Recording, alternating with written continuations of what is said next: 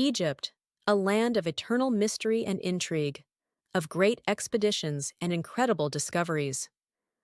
While we often hear of the explorations of Howard Carter, of Flinders Petrie, George Reisner, and many other esteemed Egyptologists, possibly one of the greatest discoveries was made by a relatively unknown British adventurer and antiquarian, Colonel Richard William Howard Vyse. In October 1836, Colonel Vyse arrived for a second time at the port of Alexandria in Egypt with plans to investigate the monuments at Giza, with a special interest in the Great Pyramid. As well as being a British Army officer, Colonel Vyse was a wealthy landowner and member of the ruling elite of Britain during the first half of the 19th century, and a member of the British Parliament on 2 occasions. But the colonel's true passion lay not in politics, but in his antiquarian interests, with special regard to ancient Egypt. Among the many objects of interest which the neighborhood of that curious and picturesque city afforded, the pyramids, particularly those of Giza, attracted my attention. From the grandeur and simple majesty of their forms, from the remote antiquity and uncertainty of their origin, and also from the peculiarity of their mysterious construction. Since, after the investigation of many ages, doubts were still entertained, not only as to the purpose for which the passages and chambers already discovered were originally intended, but in a much greater degree respecting any other passages or apartments which might reasonably be supposed to exist in these enormous structures. One of the colonel's business partners in his operations at Giza, an Italian seafarer and pyramid explorer, Captain Giovanni Caviglia, had been using as his base camp and living quarters an area within the Great Pyramid known as Davison's Chamber. This was a small, cramped space situated just above the monument's King's Chamber, and which was accessed via a 26-foot ladder at the top end of the Grand Gallery, where a small hole opened into a low, narrow passage, at the end of which lay the chamber. Sometime later, the Italian explorer, having entered into an agreement with Colonel Vyse, seems to have confided in the British explorer of his belief that a hidden chamber lay above Davison's, awaiting discovery. Dissatisfied with Caviglia's progress, Colonel Vyse terminated their arrangement and took from Caviglia the government permit that allowed excavation of the Great Pyramid. The split was bitter and acrimonious, so much so that Colonel Vyse effectively banished Caviglia from the site, writing the Italian out of the story and leaving the way clear for Colonel Vyse to take for himself most of the glory. I naturally wished to make some discoveries before I returned to England. I was, of course, determined to carry them on to a favorable result, whatever sacrifices of money or of time might be incurred. With Caviglia now removed, the British explorer turned the focus of the operations at Giza to the Great Pyramid, and immediately set his workers to the task of cutting through the granite rock around and above Davison's chamber, in a bid to find a way into the space he suspected lay hidden above. But smashing through the hard granite with hammer and chisel was painfully slow, and so, to speed things up, the colonel resorted to the brutal and desperate measure of deploying gunpowder, blasting his way upwards through the pyramid's interior. Finally, he broke through and discovered the small apartment he would later call Wellington's Chamber. In Wellington's chamber, there are marks in areas of the stones like quarry marks of red paint. Also the figure of a bird near them, but nothing like hieroglyphics. Colonel Vyse is describing here in his field notes the painted markings that he and 2 of his assistants discovered on the east wall of Wellington's chamber.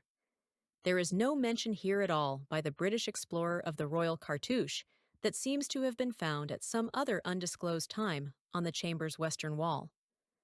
The lack of any report from the colonel of the discovery of this Royal Cartouche in Wellington's chamber is highly peculiar, and seems to be at odds with the colonel's stated view of such ancient texts. Foundations might everywhere be traced under the sands, and shafts lined with unburnt bricks, amongst which probably a cartouche might be found, which would determine the date of the constructions. Much information might possibly be obtained from the cartouches on the bricks in the various ruins in Egypt.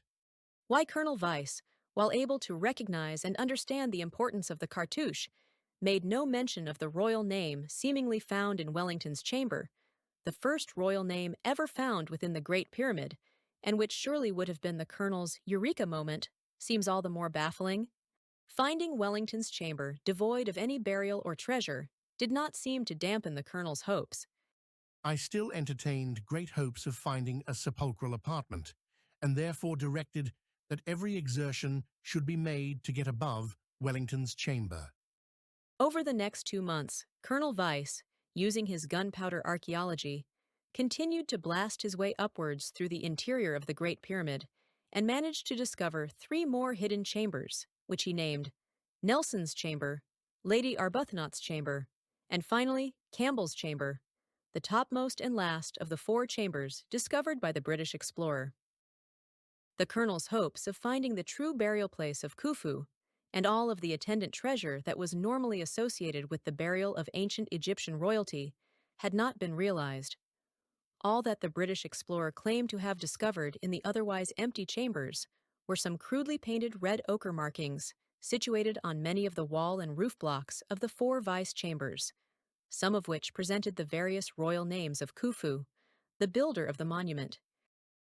The importance to Egyptology of these painted markings that Colonel Vyse claimed to have discovered within the Great Pyramid cannot be overstated and is clearly expressed by American Egyptologist Dr. Mark Lehner in his book, The Complete Pyramids. Since nobody had entered from the time Khufu's workmen sealed it until Vyse blasted his way in, the gang names clinch the attribution of this pyramid to the 4th dynasty pharaoh Khufu. But no sooner had Colonel Vyse published his account of his operations at Giza than doubting voices began to emerge, calling into question Colonel Vyse's claimed discovery of the painted wall markings. The first of these doubters was a Prussian prince, Hermann von Peuchler-Muskau, who had met Colonel Vyse at Giza in February 1837. In a publication of his own travels in Egypt, published in 1845 and 1847, the Prussian prince wrote the following controversial passage. The hieroglyphics which Major Vyse pretends to have just discovered in the Great Pyramid are not cut in the stone, but merely drawn on the wall, and perhaps recently too, with a finger, dipped in color.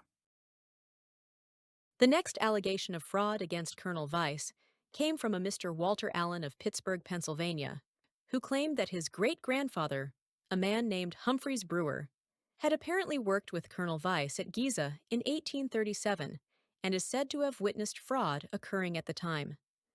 The story is said to have been passed down to Walter Allen from an elderly relative who had kept some family letters from Brewer's time at Giza in 1837. Yes, it's all here.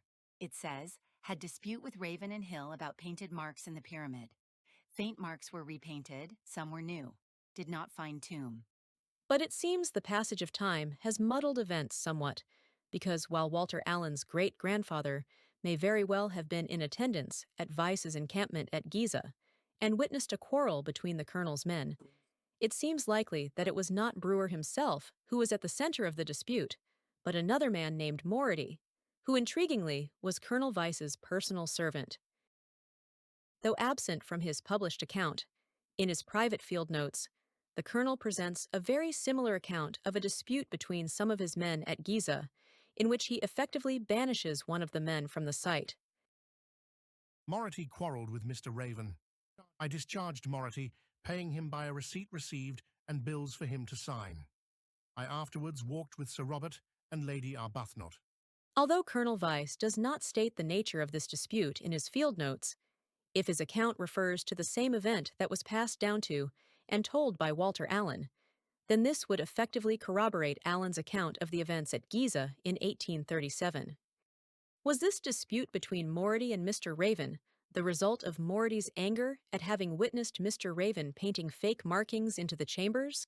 If such an accusation was made by Mority in earshot of Lady and Sir Robert Arbuthnot, then it would almost certainly have caused Colonel Vyse considerable embarrassment, leaving him with little option but to fire his own servant. In Episode 2, we will see how Colonel Vyse may well have confounded the experts and found a way to make possible a fraud that many believe would have been entirely impossible, and in so doing, may well have pulled off the hoax of all history.